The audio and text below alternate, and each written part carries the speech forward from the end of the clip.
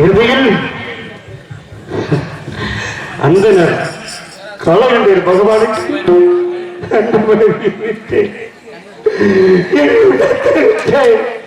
என் முத்தமையை விட்டு என் பொற்கொடியாக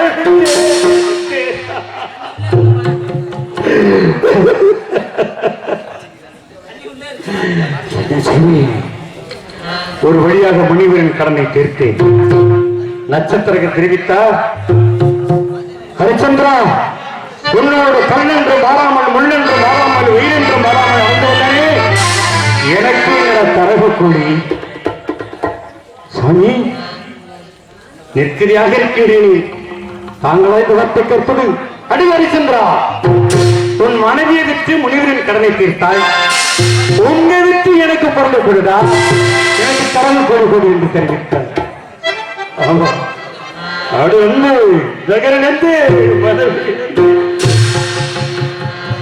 இந்த உடம்பு இருந்து இந்த விரைதினம் என்று மந்திரி சத்தியத்தை அழைத்து தீர்த்தாரே, என்னை விட்டு தரவிருக்கக்கூடிய கொடுகள் என்று தெரிவித்தேன். காசி மயானத்திற்கு சொந்தமான வீரவாக என்பவருக்கு என்னை விட்டு 16,000 பொருட்களை தரகருக்கு கொடுத்து ஒரு வழியாக அனுப்பினேன். என்னை விட கொடுத்து வாங்கிய எஜமான வீரபாகவோ அவர் அடித்த சித்திரவதை கொஞ்சம் நெஞ்சமல்ல, அடித்தார். கல்குடம் சுமக்க செய்தார். ஹரிச்சந்திரா, அடுத்த வீதியிலே 2 கன்றுகள் இறந்து கிடக்கின்றது. அதை காவடி கட்டி தூக்க என்று தெரிவித்தார். காவடி இறந்த கன்றை என்ன செய்வது? நிஜமா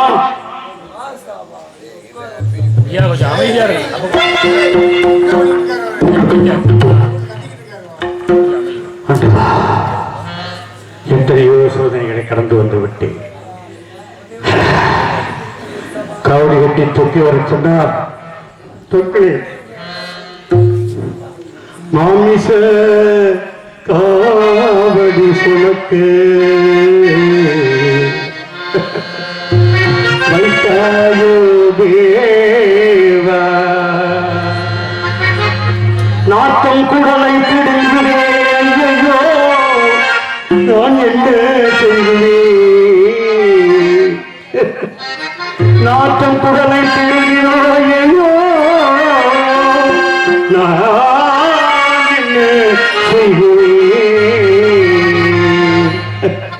மாமிச கவடி சுமக்க, மாமிச கவடி சுமக்க,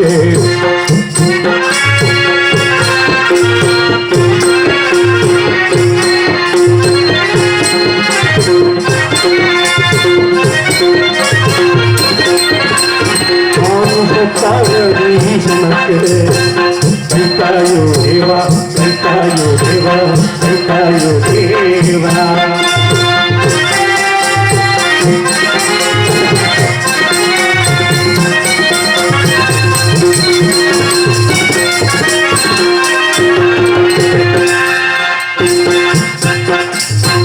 நாட்டம் கூட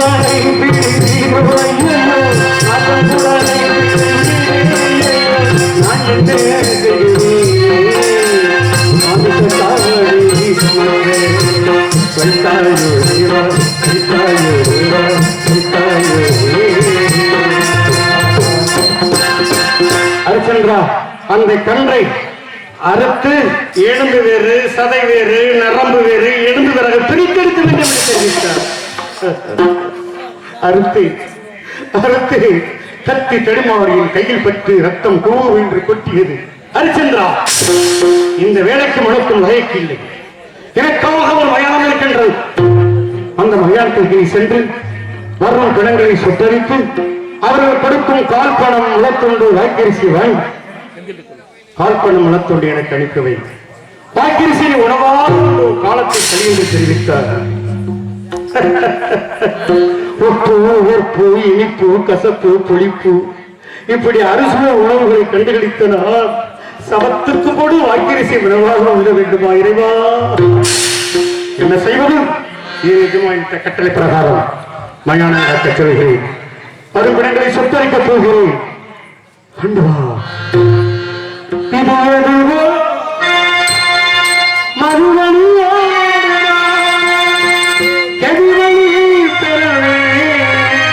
சுடலையை நாடி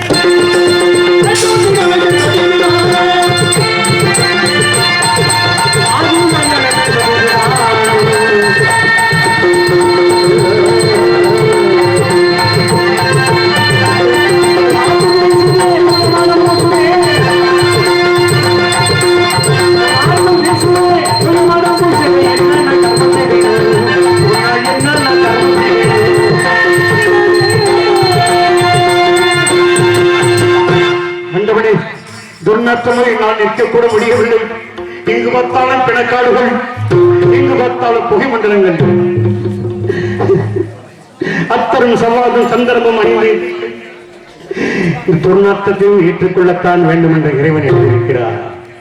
என்ன செய்வது?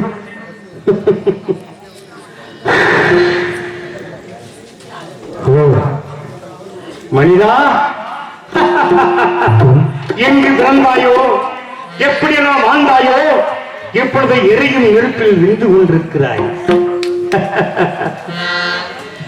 மாடொன்று கண்டொன்று மக்கள் ஒன்று என்று மகிழ்கின்ற மனிதா, விம்மி அழுத மனைவியோ வீதியோடு திரும்பி விட்டார். உன்னை சுமந்து வந்த சுட்டத்தார்களும் சுடலையோடு திரும்பி விட்டார்கள். இப்பொழுது உன்னை எரியும் சாம்பல். வாழ்வே சதமென்ற ஆசை கட்சியில் ஆடிய பம்பரமே, உன் வாழ்க்கை முடிந்து விட்டது பார்த்தாயா?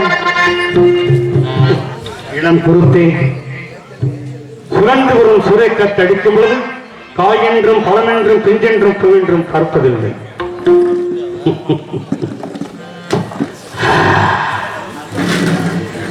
கோடீஸ்வரன் இருந்தாலும் அவன் கோவாண்டியாக இருந்தாலும் ஆரடி மனிதன் அப்பா அவனுக்கு சொந்தம். அதை வந்தார்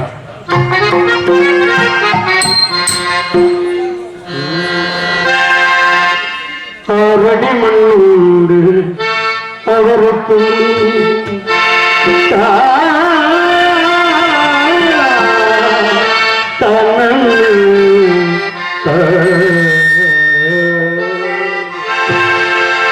ஆரடி மண்ணோடு அனைவருக்கும், ஆரடி மண்ணோடு அனைவருக்கும் அரசனான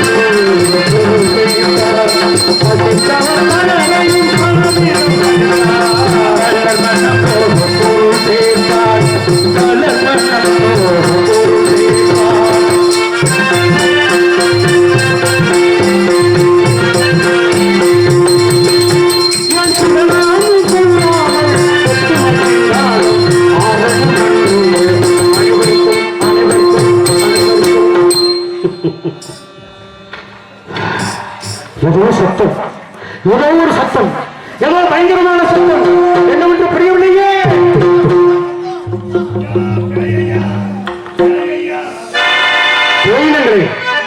இங்கு எதற்காக வந்தீர்கள்? அதிகமாக இருக்கிறது என்பதற்கு ஆதாரம் வேண்டும். தங்களை பார்த்து மென்று தின்று கொண்டு விடலாம் என்று எண்ணம் ஏற்படுகிறது. ஆனால் நெருங்கும்போது தீர்ப்பற்றுகிறது. தாங்கள் ஒரு தெய்வீக புருஷனை தோன்றுகிறேன். ஆகையால் எங்கே பிறந்து எங்கே வளர்ந்து அந்த வரலாறு தான் என்ன ஐயா?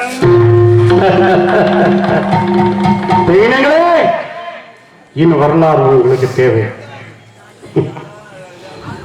இந்த பூமியிலே எத்தனையோ சிந்தனை உடையவர்களாம் இருக்கிறார்கள். அவர்களை விட்டு என் கதையை கேட்கக்கூடாதா? இந்த பெய்களிடத்தில் என் கதையை கூறத்தான் வேண்டும் என்று இறைவன் எழுதியிருக்கிறார்கள்.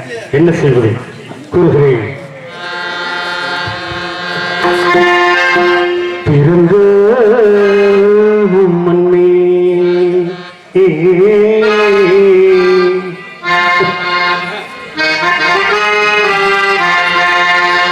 பிறந்த மண்ணே, இந்த பாவி நான் பிறந்தது மண்ணே, இறப்பதற்கென்று பேசிடும் நன்பு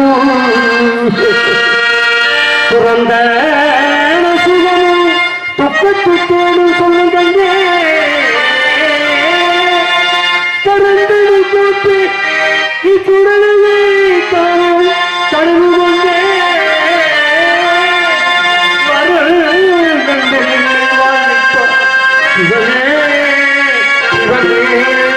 சிவனே சிவனே யார் போய் சொல்லுவார்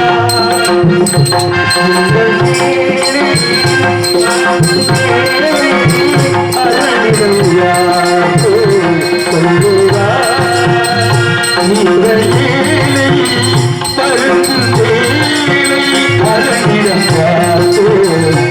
சொல்லுவார்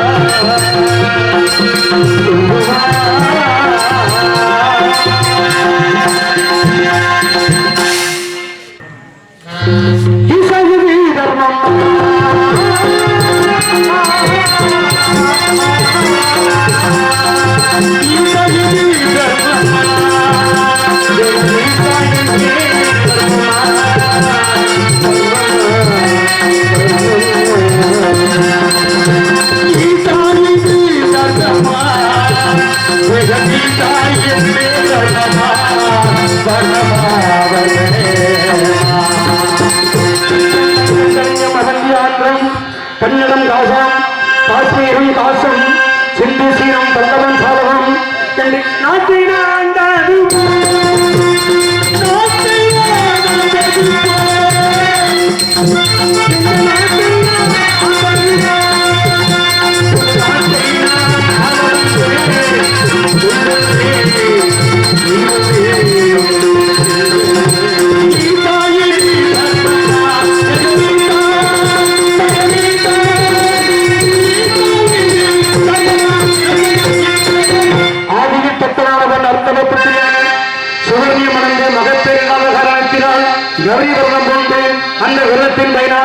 27 பெண்களை பெற்றெடுத்து 27 பெண்களுக்கும் அஸ்வினி பரணி கார்த்திகை ரோகிணி மேலேஸ்வரன் சுராதிரி புனர்பூசம் பூசம் மயில்வமகம் அஸ்தம் சித்திரை சுவாதி அரிசம் கேட்டை புரட்டாதி உத்திரட்டாதி ரேவதி என்று 27 பெண்களுக்கு நாமதத்தை வைத்து 4 மேலையும் பொறுபொரு வண்ணமாக வளர்த்து தக்க பிராயம் வந்தவுடன் 27 பெண்களில் ஒருவருக்கு பயன்படுத்திக் கொடுக்க எண்ணி உலகில் அழகாக்கப்பட்ட சந்திரனே சந்திரா இந்த 27 பெண்களையும் பாரபட்சம் என்று இல்லறம் நடத்தி இன்பம் ஆவார்கள் என்று மனம் வைத்து கொடுத்த தக்கர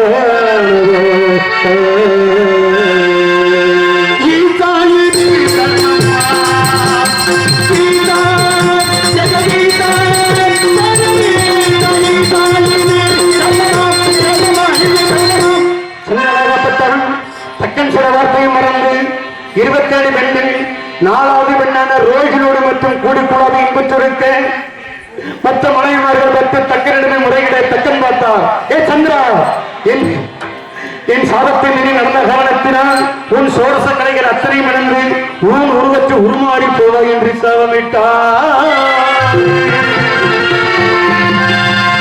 அதன்படி சந்திரனுக்கு உன் உருவமுற்று உருமாறி போய்விட்டார்.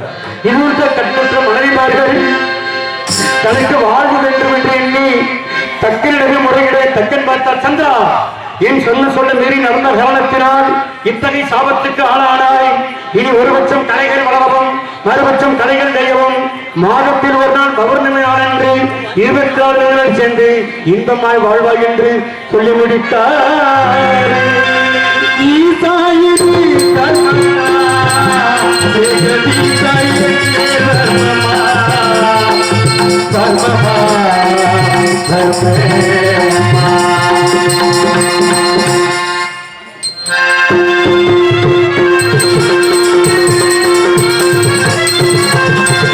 அப்படி வாழ்ந்து வரும் நாளிலே நவகிரகங்கள் ஒன்றுபட்ட காரணத்தினால் எங்கும் மழை இல்லை, நீராடுவதற்கு நீர் கிடைக்கவில்லை. பூலோகத்திலே கௌதம ரிஷிக்காக அமைக்கப்பட்ட தடாகம் இருந்தது. அந்த தடாகத்திலே 27 பெண்களையும் அழைத்து வந்து கரையில் இருக்க செய்து சந்திரன் மண்டல நீராடி பிறகு மனைவிமார்கள் நீராடி மேலும் சென்றார். மறுநாள் கௌதம ரிஷி பார்த்தார், யாரோ இந்த தடாகத்தில் நீராடி இருக்கிறார்கள். உதிர்ந்த மலர்களும் கரிந்த ஓமங்களும் இருப்பதை கண்டு இக்குளத்தில் நானின்றி எவரேனும் நீராடினால் ஆண்கள் பெண்களாகவும் பெண்கள் ஆண்களாக மாறுவது என்று சாபமிட்டாரு.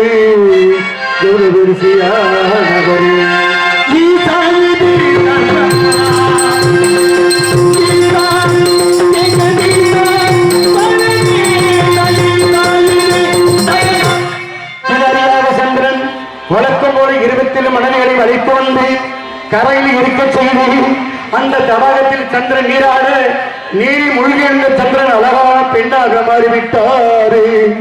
இதை கண்ணுற்ற மனைவிமார்கள், ஐயோ நம் கணவர் இப்படி பெண்ணாக மாறிவிட்டார் என்று 27 மனைவிமார்களும் மகாவிஷ்ணுவுடைய முறையிட மகாவிஷ்ணு பார்த்தார். சந்திரன் அழகிய பெண்ணாக இருப்பதை கண்டு அருகிலுள்ள சோலை அழைத்து சென்று இன்பமுற்று ஆண் குழந்தையை பெற்றெடுத்தார். ஆண் குழந்தையை பெற்றெடுத்தார்.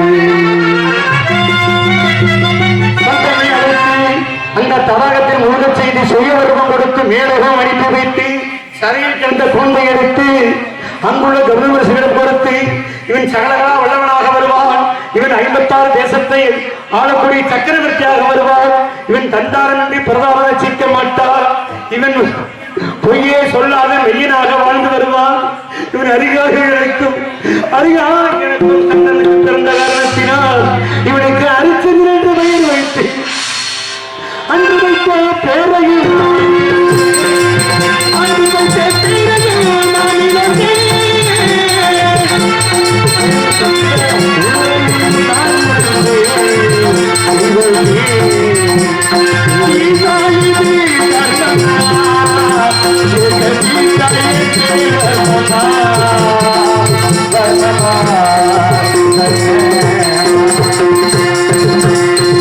அந்த குழந்தையை திருச்செங்கு மன்னன் வேட்டைக்கு வருவான். அவன் குழந்தை இல்லாமல் வெகு நாட்களாக மனவருந்தி கொண்டிருக்கிறான். அவரிடம் இந்த குழந்தை கொள்ளும் என்று சொல்லி மறைந்தார். இனி வளர்த்து ஆளாக்கிய திருச்செங்கு மன்னனூர் 4 மீனையும் பொழுதும் கண்டுமாக வளர்த்து தக்க பிராயம் வந்தவுடன் எனக்கு மகுடாவசம் சூட்டி வைத்து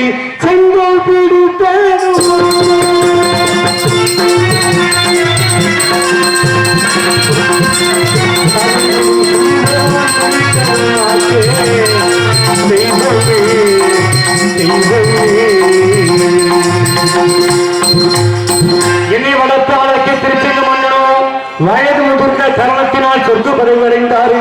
நான் நீதியோடும் நேர்மையோடும் ஆட்சி செய்கின்றான். 2 யாத்திரைவாசிகள் வந்தார்கள்.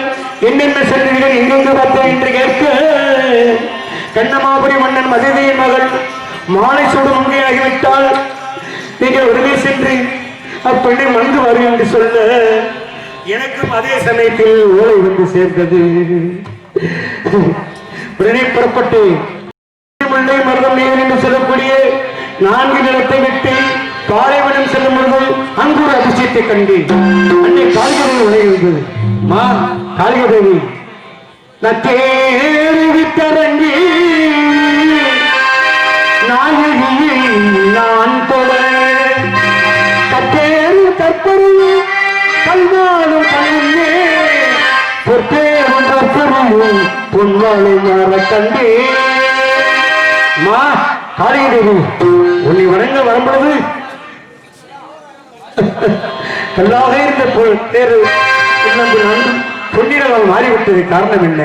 காளிகதேவி தெரிவித்தால், பாரதா, முன்னொரு காலத்திலே சவரச்சவன் என்ற மன்னன் பொன்னாக இருந்த இந்த குதிரை தேர் வெள்ளம் கல்லாக சவித்து விட்டு போனார். அவர் யாருக்கு தெரிகிறதோ, பொன்னிறமாக தெரிகிறதோ அவர்களுக்கே சொன்ன உன் கண்களுக்கு தெரிந்ததா நீ எடுத்து என்று சொன்ன அந்த காளிகதேவி, ஏ பாரதா, ஹரிச்சந்திரா, நீ 4 நகரம் இழந்து 56 தேசத்தை இழந்து மனைவி மக்களை பிரிந்து வீரவாதிக்கு அடிமையாகி மயமாக சொல்லவில்லையே, ஒரு வார்த்தை சொல்லவில்லை. என்ன செய்வது? காளிதாக கொடுத்த தேர் எடுத்துக்கொண்டு கண்ணமாபுரி சென்றேன்.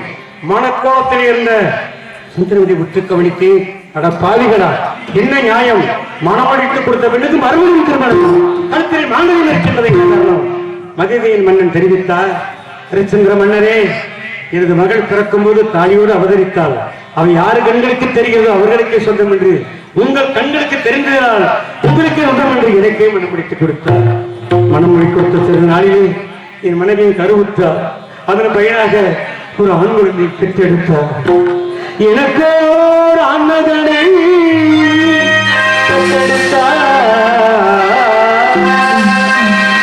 எனக்கு ஆண்மகன் பிறந்த சந்தோஷத்திலே வேத பாராயணம் போதி தேவர்களும் ஒவ்வொருவரும் பிடிசோட எனது அன்பு மகனுக்கு தேவதாசன் தேவதாசன் என்று நாமத்தை தெய்வமே.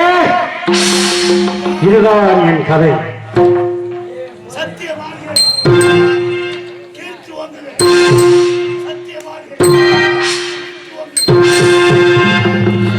வாழ்க, கீர்த்தி ஓங்குக. எனது முதலமைச்சர், எனது அன்பு மந்திரி சத்தியகீர்த்தி ஐயா, இருக்கிறேன். ஒருவரை பார்க்க வேண்டும், ஒருவரை பார்க்க வேண்டும். மாட மாளிகை கட்டு வாடுகிறான்.